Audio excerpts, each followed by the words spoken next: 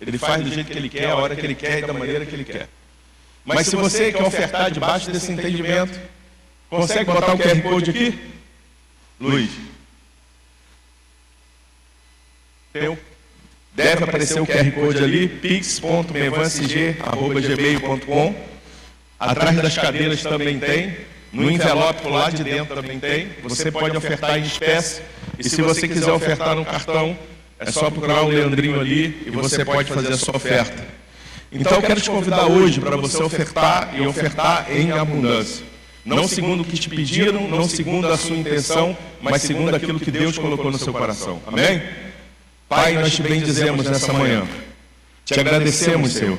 E que cada semente possa trazer um fruto abundante segundo a medida que o Senhor estabeleceu. Em nome de Jesus, que eles sejam abençoados e que o Senhor dê mais semente para que eles possam semear. Não só na igreja, mas na vida de pessoas, sendo o suprimento daqueles que necessitam. Em nome de Jesus. Amém. Você pode sair do seu lugar, você pode trazer seus dízimos, suas ofertas. Dízimo só se você é dessa casa.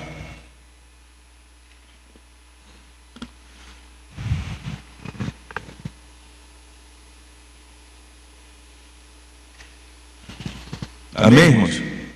Vou chamar o reverendo Davidson Bigno. Em breve ele deve estar com a gente aí num domingo à noite. E o pastor dele também vai estar aqui com a gente. Pode subir. O reverendo Hidauro. Falei com ele hoje, inclusive. Em abril ele vai estar com a gente. Amém?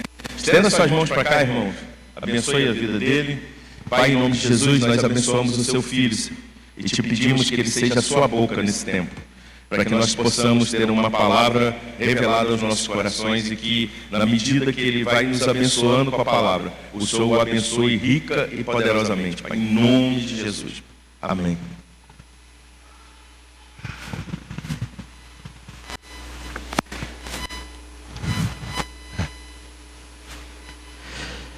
Bom dia, meus queridos irmãos, a paz a todos.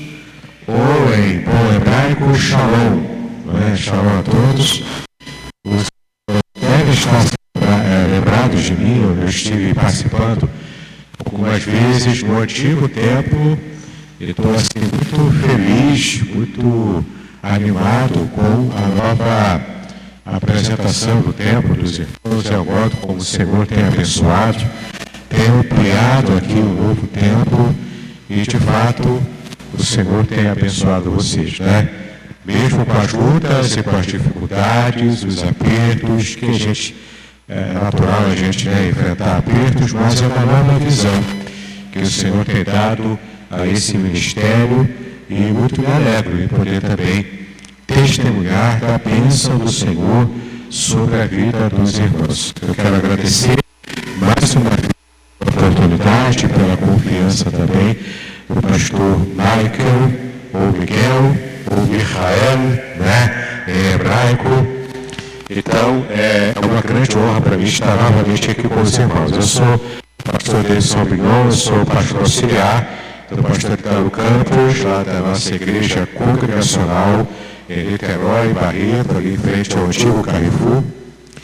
E é uma grande alegria para mim dar também um abraço do meu pastor e da minha igreja também para os irmãos, né? Nós nos conhecemos ali junto com o pastor da igreja presbiteriana, em alguns eventos, né, que acontecem ali, e é sempre bom estar novamente com os queridos irmãos.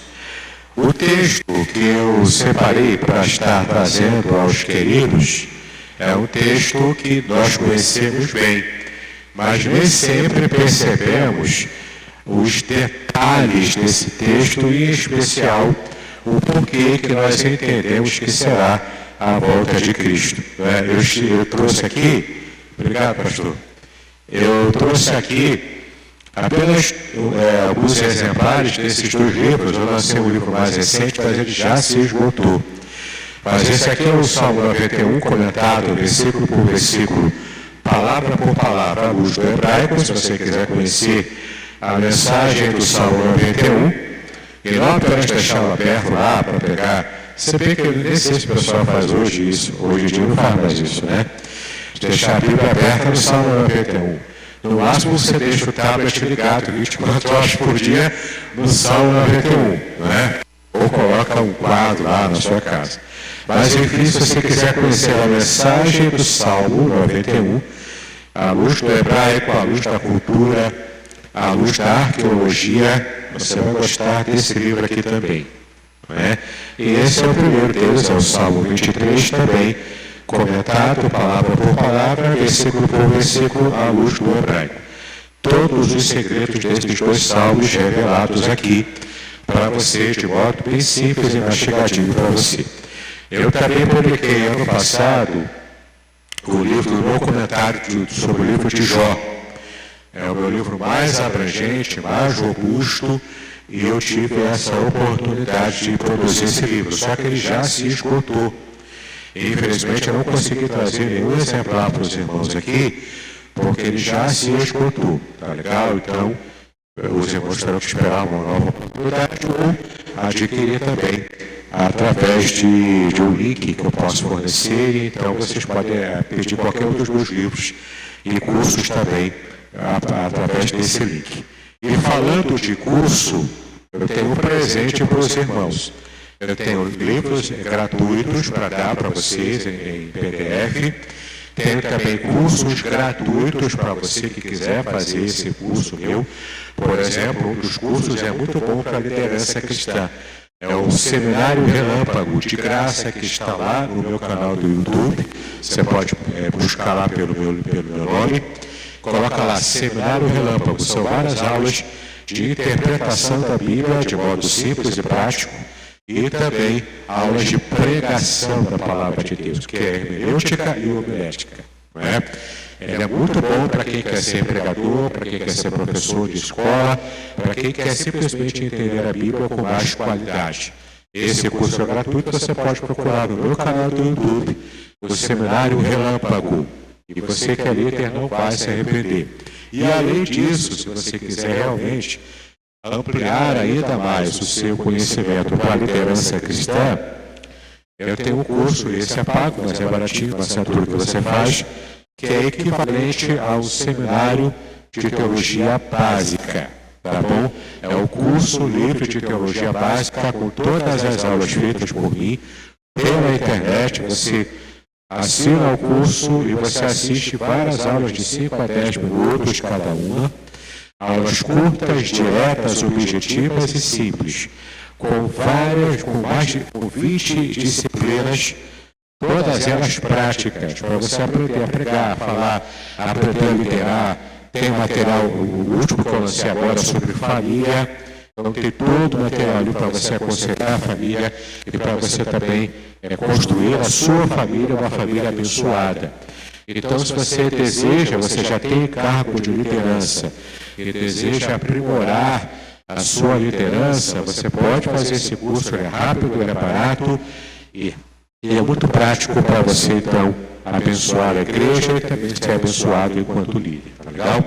É só você me procurar nesse link que eu posso te mandar. Eu envio lá o material sobre esse curso para você fazer, se você desejar, tá legal? Agora vamos sim para o nosso sermão. O sermão de hoje ele é baseado no texto de João 14, versículos de 1 a 3, que os irmãos conhecem muito bem. Evangelho de João, capítulo 14, de 1 a 3, que diz o seguinte: que o coração de vocês não fique angustiado. Vocês creem em Deus? Creiam também em mim. Na casa de meu Pai há muitas moradas. Se não fosse assim, eu já lhes teria dito, pois vou preparar um lugar para vocês. E quando eu for e preparar um lugar, voltarei e os receberei para mim mesmo, para que onde eu estou, vocês estejam também.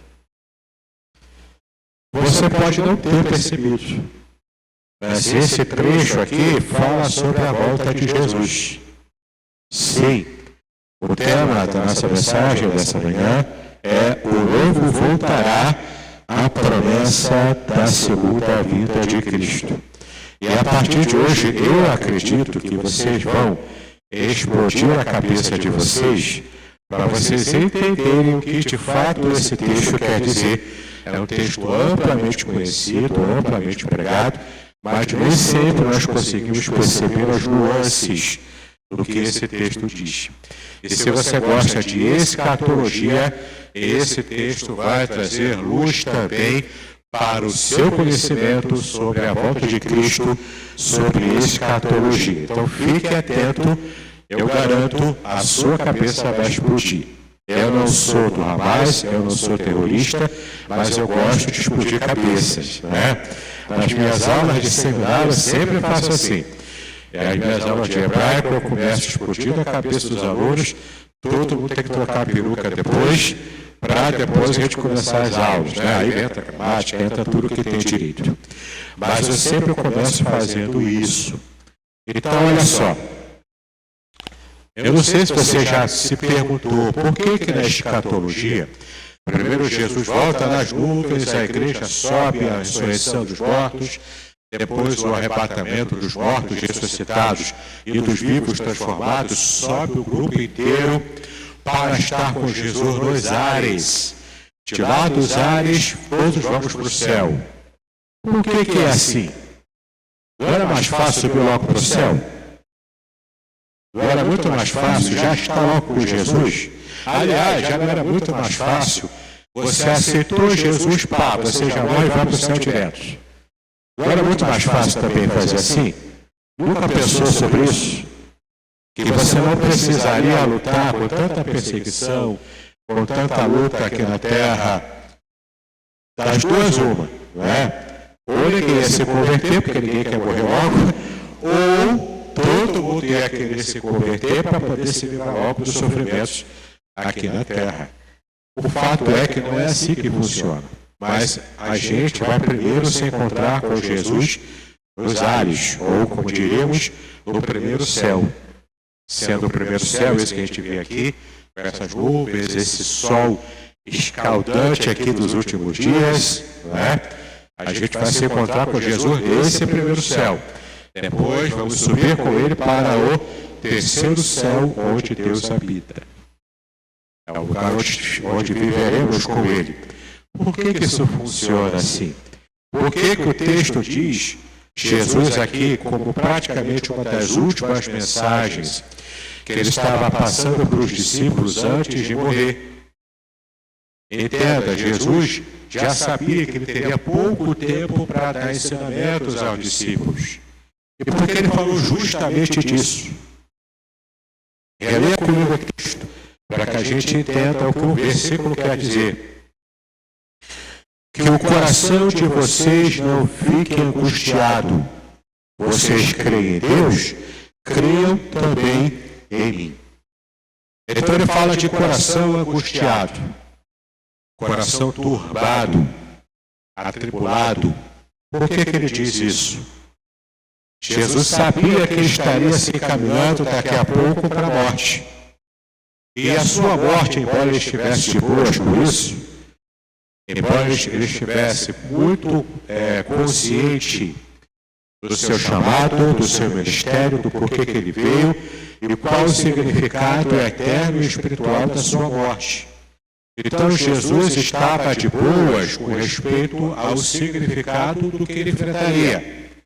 Não propriamente pelo que estaria passando em termos de sofrimento e de própria angústia também emocional, a ponto de ele estar suando sangue no Getsêmani. Você já conhece essa história relatada por Lucas. Mas o fato é que ele sabia por que ele veio, e ele sabia onde chegaria o resultado final de todo o seu ministério, de toda a sua missão. Mas o fato é que Jesus também sabia que os discípulos não ficariam bem com o fato de ele morrer e do modo pelo qual ele morreu. Jesus sabia disso. Para que os irmãos tenham uma ideia, tudo aquilo que alguém aqui viu, aquele primeiro filme do Mel Gibson, A Paixão de Cristo, Por que eu disse o primeiro? Porque já está quase pronto a Paixão de Cristo 2, que é a ressurreição. Já vai ser lançado talvez ano que vem, esse ano que vem. Né? Mas o fato é, o que você viu ali é aquilo que está representado ali, toda aquela violência, todo aquele sangue escorrendo, é daquele jeito, e até dali para pior. Porque é uma coisa que pouca gente sabe, mas que a arqueologia descobriu recentemente e que traz ainda um novo asco daquilo que Jesus enfrentou quando estava crucificado. Um detalhe que a arqueologia descobriu, porque deram para Jesus beber quando ele pediu água, ele estava com sede, deram para ele um cálice com vinagre. Não é o que você estava pensando, não, porque vinagre tira dor. Não, não é por isso. O motivo é outro, é muito pior. O motivo, paz dos irmãos, é nojento. Eu posso falar aqui? Ou para não falar? Fala, né? Pois é. O motivo é nojento. Descobriu-se na arqueologia que os banheiros públicos romanos, o banheiro era público. Então, as pessoas muitas vezes decidiam política no banheiro fazendo você sabe o quê? Tudo sentado ali, conversando sobre política, discutindo, fazendo debate daquele jeito. E beleza, era daquele jeito, era o costume da época, era a cultura. Como que se limpava? Não tinha papel higiênico. Pegava o caniço com um pequeno rio que passava ali nas latrinas públicas, tinha uma pequena água corrente ali, pegava o caniço, enfiava na esponja, que estava embebida em vinagre, para que estivesse fazendo o asseio da esponja e não cheirando muito mal. Para isso era o vinagre. Eles então se limpavam com aquilo, passavam na água corrente e colocavam de volta no tonel de vinagre. Então, onde você acha que pegaram aquela esponja e bebida em vinagre para dar para Jesus? Foi ali de perto que tinha algum banheiro público ali, e eles pegaram isso e deram para Jesus beber. Tanto que Jesus mordeu, ou aquele vinagre, cuspiu. Porque ele percebeu aonde tinha vindo aquilo. Não foi um ato de misericórdia. Foi mais um ato de vergonha pública que fizeram para Jesus, além de toda a crucificação e de tudo aquilo que ele estava enfrentando. A arqueologia nos dá essa informação. Então, isso traz para a gente uma percepção do quanto Jesus estava disposto a descer em termos do sofrimento como ser humano, para que pudesse trazer, então, a solução para os nossos pecados diante do Senhor. Mas voltando agora a João 14, você vai perceber que o coração de vocês não fica angustiado, vocês creem em Deus, ponto. Isso é uma verdade. Você já crê em Deus, agora creio também em mim, é o que ele está dizendo. Já que eu vim do Pai, já que eu sou filho de Deus, já que eu sou o próprio Deus, então você já crê no Pai, agora creio também em mim. Creio no que eu vou dizer. O que eu vou dizer? Versículo 2. Na casa do meu pai há muitas moradas. Por que ele disse isso? Você precisa conhecer como é que funcionavam os casamentos na época do primeiro século, no Oriente Médio. E essa forma de fazer casamento funciona até o dia de hoje. Em alguns povos beduínos lá do Oriente Médio, lá de Israel, lá da Arábia também, esses povos beduínos mantêm a cultura desde a época de Abraão até o dia de hoje. Então, se você quiser fazer uma viagem no tempo para o passado, vá visitar em Jerusalém povos beduínos, habitantes do deserto, habitantes nômades do deserto. Eles abrem tendas, eles vivem como na época de Abraão. E como que era o costume para os casamentos. Eu trabalhei esse material no meu livro a ética do casamento judaico, que é a minha monografia de mestrado, que eu fiz há uns 10 anos atrás, mais ou menos. Então, como é que funciona? É como aconteceu com Jesus, com José e Maria. E Jesus usa essa metáfora do casamento dentro da sua cultura, a cultura judaica, para fazer um paralelo com o modo como ele voltará. Olha que interessante, quando você conhece essas verdades, você entende por que na escatologia ela foi programada por Deus para ser desse jeito. Desde o Antigo Testamento, o Deus Pai se colocou como o marido, o esposo de Israel, Israel sendo a sua esposa, uma metáfora também. E o maior grau no Antigo Testamento dessa comparação aconteceu com Oséias. O profeta Oséias, sendo mandado por Deus para se casar novamente, para tomar novamente a sua esposa Gomer, e ela já era uma adúltera, ela já estava jogada aí na vida, e Deus fala, não, você vai se humilhar, você vai trazê-la de volta, você vai se casar novamente com ela, porque isso é uma representação do meu casamento com o meu povo, que tem adorado a deuses falsos, tem adulterado contra mim. Então, assim como Oséias se manteve fiel à sua esposa infiel, Deus era fiel diante de uma nação de Israel, que era na metáfora a sua esposa, ela era infiel, mas Deus se manteve fiel. A aliança que ele havia feito com Israel. E, de fato, no casamento judaico, ele é tanto um negócio, sim, parece estranho para a nossa cultura, mas o casamento na cultura judaica era tanto um negócio quanto uma aliança de compromisso. Mas, pastor, onde é que fica o amor romântico? Coraçõezinhos voando, né? Hashtag eu te amo. Onde ficam os coraçõezinhos voando, igual borboletas vermelhas, assim, voando no ar. O coração, o olho, né, assim, piscando com o coração. Onde fica a paixão nisso tudo? A paixão da cultura judaica vinha depois do casamento. O amor, o carinho, tudo isso era depois. Primeiro, resolveu o negócio. Qual que era o negócio? Tinha que pagar o dote, o noivo pagava o dote. Esse estado de noivado, antigamente, em hebraico é Erusin. Erusin era o noivado. Então, as famílias concordavam em fazer o casamento dos seus dois jovens. Eles podiam nem se conhecer.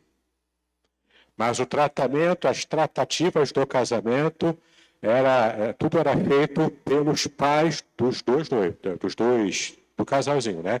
Dos dois jovens. Era um contrato. Assinava o contrato, combinava tudo, combinava o valor do dote. Sim, hoje a gente paga o dote depois que casa. Na época, o homem pagava o dote antes de casar. E tinha um motivo para isso. Aliás, dois motivos. O primeiro motivo, a moça virgem era tida como preciosidade do seu pai, da sua família de origem.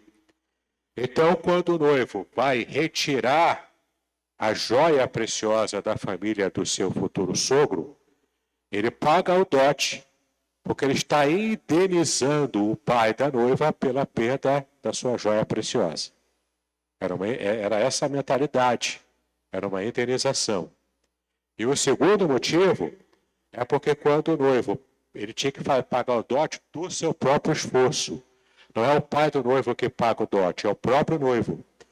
Ele paga o dote para provar para a família da noiva que ele é trabalhador, responsável e tem completa condição de sustentar a filha que ele está tirando da casa do seu pai.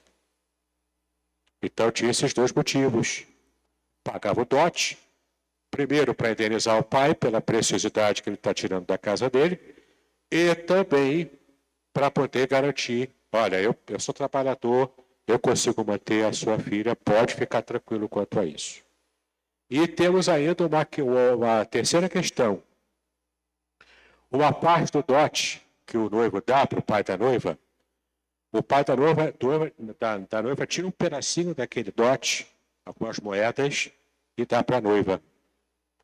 No dia do casamento, a noiva vai com as moedas da parte do dote dela, pendurada aqui na testa, como se fosse uma tiara, né? Uma tiara, só que em vez de ser aqui na parte de cima da cabeça, é aqui na fronte. E as moedas ficam ali. Agora você entendeu por que Jesus contou a parábola da moeda perdida. Porque numa situação de divórcio, de repúdio ou de falecimento do marido, a mulher não tinha autonomia para trabalhar naquela época. Ela não ganhava dinheiro. O trabalho da mulher era no lar. O que a mulher fazia? O marido morreu ou foi repudiada por algum motivo, ela usava aquelas moedas que ela entrou no casamento com as moedas para pagar passagem, para ela voltar para a casa dos pais. E quem sabe a família dela, se tivesse ainda a condição, se quisesse recebê-la, receberia para que ela não morresse de fome. E uma mulher nessa situação, se a família não atende, não traz de volta, se todo mundo já morreu, essa mulher só tinha duas situações. Morria mesmo de fome, ficava uma viúva pobre que podia até se prostituir. Daí Maria Madalena, ela provavelmente havia ficado viúva ou foi repudiada, por isso se prostituía. Entende? Então o que acontece? Era para isso que tinha as moedas. Então você entendeu por que aquela mulher da parábola da moeda perdida ficou desesperada. E quando achou a moeda, ela fez uma festa. Enfim, ela pode até ter gastado mais com a festa do que o valor propriamente da moeda. Mas por que ela fez isso? É um valor cultural. Aquilo era a garantia do futuro dela. Sobre o que acontecesse com ela depois se ela perdesse o marido e se não tivesse filhos. Essa era a condição da mulher. Mas voltando aqui para o texto, Jesus disse, creio em mim, vocês já creem no Pai, agora creem em mim. Por que vocês vão crer em mim? Porque eu estou dizendo que na casa do meu Pai há muitas moradas. Então como é que funciona? No noivado, o noivo dá o dote. O pai da noiva recebe o dote, faz a separação da parte da filha, que vai se casar, e o restante ele guarda para usar lá, como alguma coisa lá na sua casa. O que acontece então nesse período de aproximadamente um ano ou um pouco mais? Que foi o período em que José estava com Maria quando ela ficou grávida de Jesus. O que acontece então nesse período? A noiva fica em casa se preparando o enxoval, se preparando, se ataviando, se mantendo pura, cheirosa, separando perfumes, o melhor perfume que ela conseguir para poder usar no casamento e depois também de casada com o marido. Ela se prepara para isso. E o marido, o noivo no caso, que já pagou o dote, ele volta para a casa do pai para fazer um novo ambiente, um novo cômodo na casa do pai. Ele é que vai construir com as suas próprias mãos o novo cômodo onde ele vai morar com a sua futura esposa, que era noiva comprometida e futura esposa. Ele vai então preparar com as suas próprias mãos do tempo que tiver que levar para preparar aquela casa.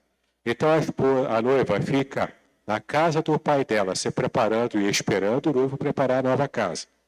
O noivo está lá ralando para preparar a nova casa, puxando lá, fazendo um puxadinho lá na grande casa do pai. Entende? Durante esse período os dois esperam.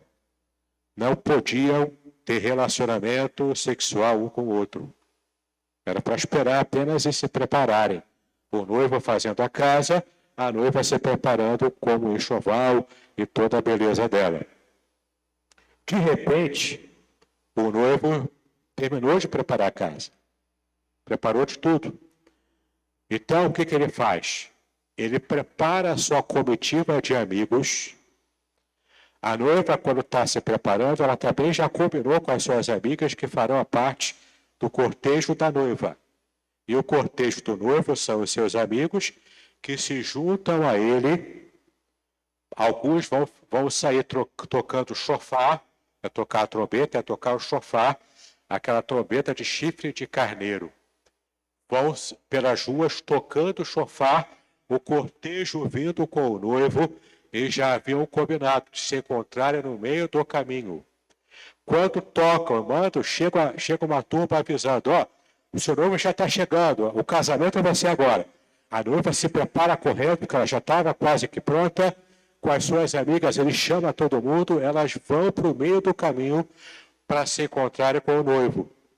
Os dois juntos, então, os dois cortejos do noivo e da noiva, juntos, com muita alegria, com muita festa no meio da rua, vão se encaminhando. Então, os convidados já sabem, o casamento vai acontecer agora. Todo mundo vai para aquela grande festa que vai acontecer aonde? Na casa nova que o noivo preparou, lá no ambiente familiar de origem do noivo, na casa do seu pai. Então vão para lá, para ali acontecer a cerimônia de casamento. E tudo acontece ali, a cerimônia toda, aquele véu tapando o noivo e as bênçãos que o ancião dava, o rabino dava. Hoje em dia, na época não se fazia isso, mas hoje em dia se quebra a taça com o pé, tudo como forma de simbolismo também. Toda aquela alegria, o vinho rolando, comida rolando e aquela festa toda, os amigos festejando. Então o noivo e a noiva se retiram em certo momento, vão para o quarto nupcial. Ali eles resolvem o que tem que resolver, a parte do casamento, ali eles consumam o casamento. A noiva que era virgem tinha que provar que era virgem. Então ela pegava os lençóis que ela usou para a noite de núpcias, manchados do sangue, e leva lá, ó, eu era virgem, está aqui ó, a comprovação, de fato está tudo nos conformes aqui, e essa mulher, essa noiva, guardava esse lençol sujo durante toda a sua vida de casada.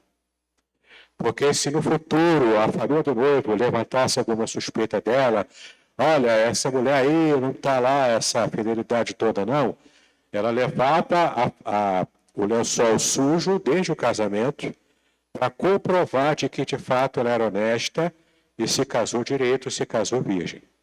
Era assim, era o costume da época. Agora você entende também por que José, quando Maria ficou grávida, na condição de noiva já comprometida com ele, o dote já pago, você entende agora por que José pensou consigo mesmo em deixá-la secretamente, porque ele era justo. Porque nessa condição, Maria comprometida com ele, ficando grávida de outra pessoa que não seja ele, ela seria apedrejada e morta.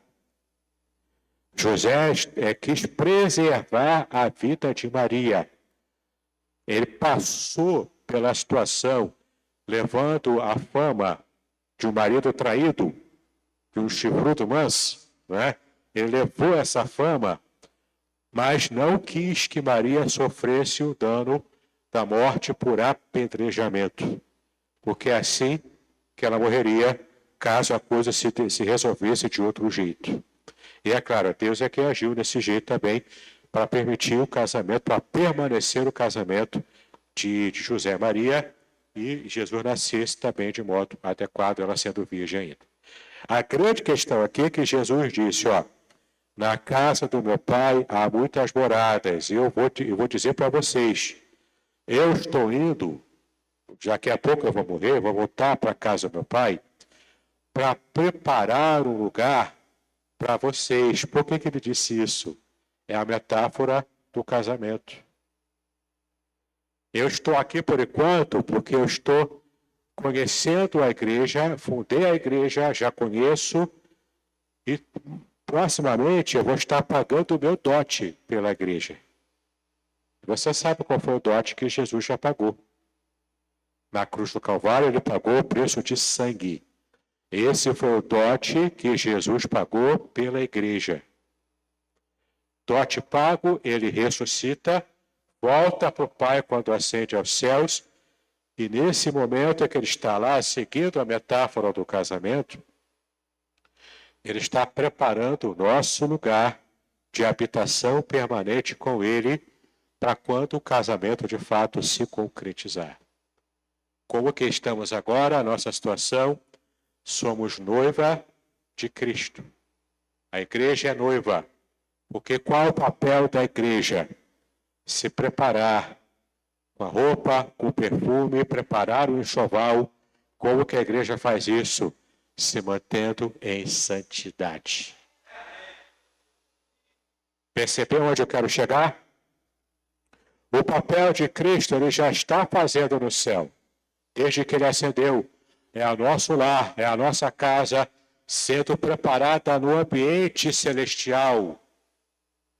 E Jesus disse, eis que eu estarei convosco até o final desse tempo. Porque enquanto nós estamos aqui na condição de noiva de Cristo, é a nossa realidade ainda. E Ele está conosco como noivo, nos abençoando, cuidando da gente. Mas vai chegar um dia em que não vai estar mais conosco. Somos nós que estaremos com Ele na eternidade, para sempre. Porque a palavra grega moné, que aparece aqui no versículo, o texto se refere aqui no versículo 3, ó. Vou preparar um lugar para vocês, versículo 2 ainda. Vou preparar um lugar para vocês. A palavra lugar aqui em grego é moné. E moné é uma tradução de uma palavra hebraica também, que significa habitação permanente. Lembra do Salmo 91? Que eu fiz o livro comentando o Salmo 91? Aquele que habita no esconderijo do Altíssimo. Essa mesma palavra, chakon, em hebraico, é traduzida no grego como moné. E aqui significa habitação permanente. Em outras palavras, estamos aqui na Terra lutando com dificuldades financeiras, lutando com problemas para poder pagar as nossas contas, lutando com problemas de saúde, lutando com problema de relacionamento familiar, relacionamento na igreja. A gente ainda está lutando porque estamos ainda em nossa realidade. Mas a nossa preocupação é nos prepararmos em santidade, é nos santificarmos a cada dia, como o texto bíblico diz, santidade ao Senhor.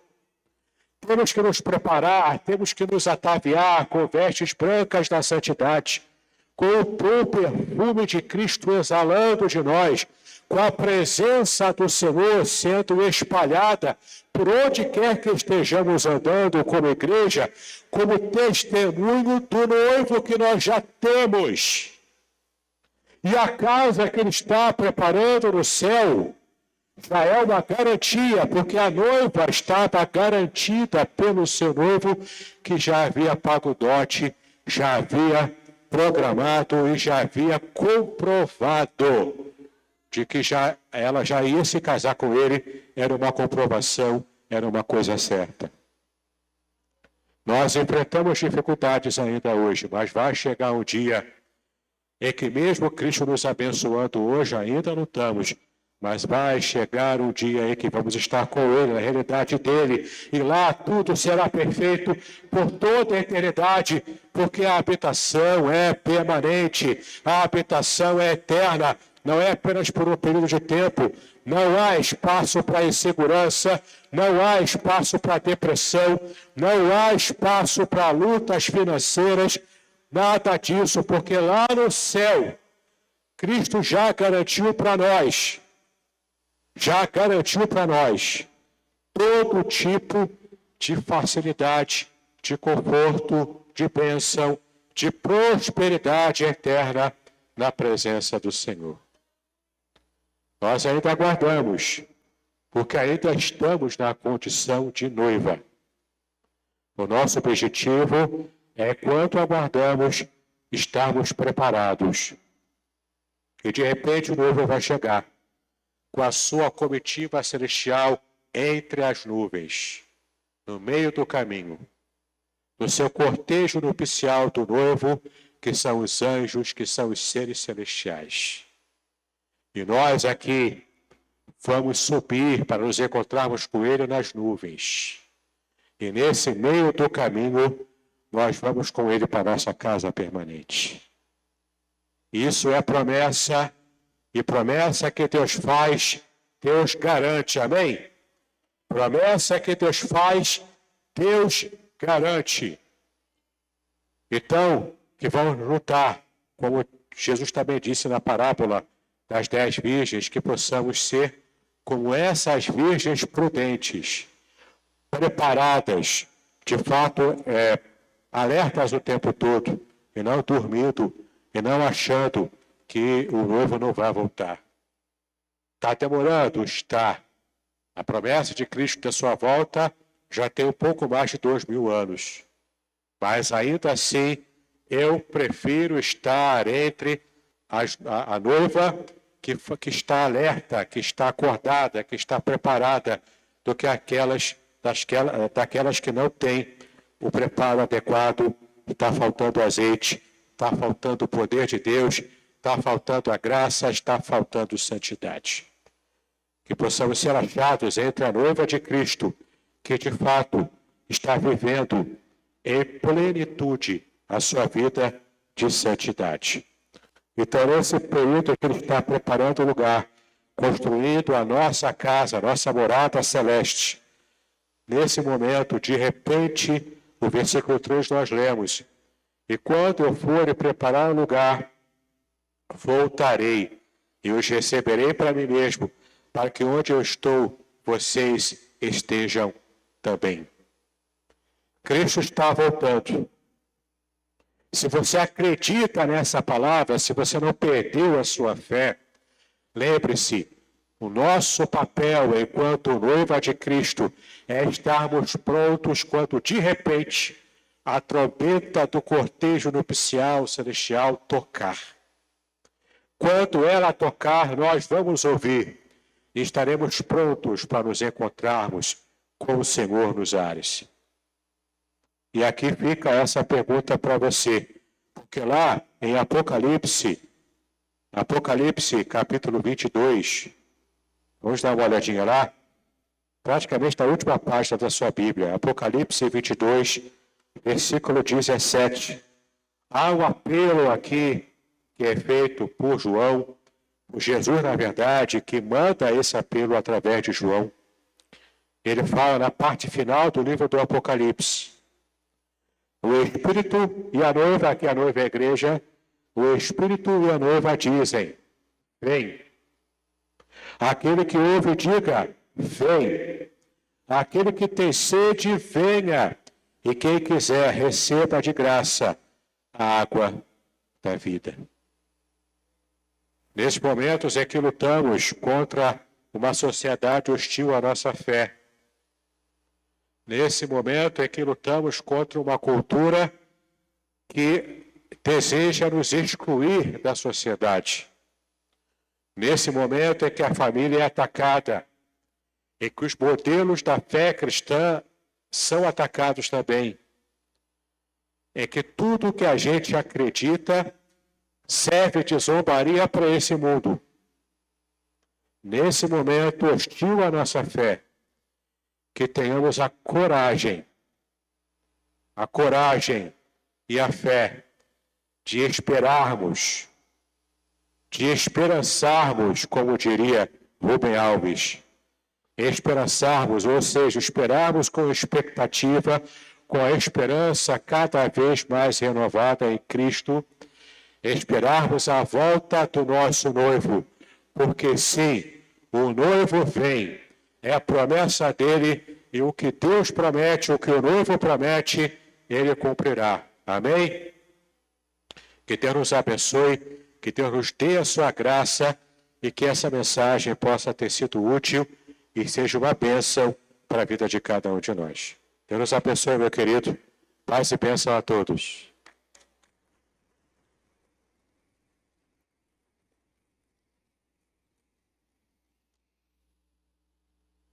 Amém.